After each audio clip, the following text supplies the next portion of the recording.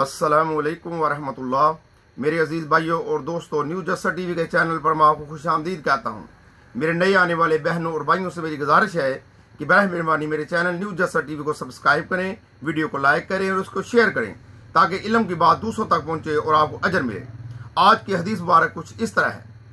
हज़रत अनस बिन मालिक रज़ियल्लाहु तआला अन्हु रवायत करते हैं कि अल्लाह के प्यारे हबीब हज़रत मोहम्मद सल्लल्लाहु अलैहि वसल्लम ने फरमाया कि मुसाफिर से निसफ नमाज साकत कर दी गई और मुसाफिर और दूध पिलाने वाली और हामला औरतों से रोज़ा साकत कर दिया गया।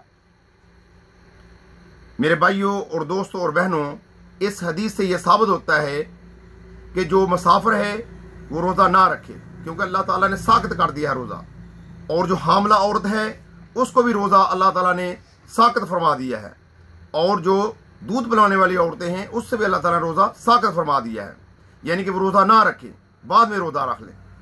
लेकिन नमाज की माफ़ी नहीं है।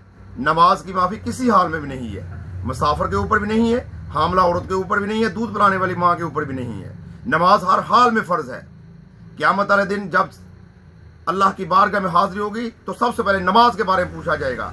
इसलिए मेरे भाइयों और दोस्तों और बहनों, हमें नमाज की पाबंदी करनी चाहिए और किसी हालत में भी नमाज को नहीं छोड़ना चाहिए।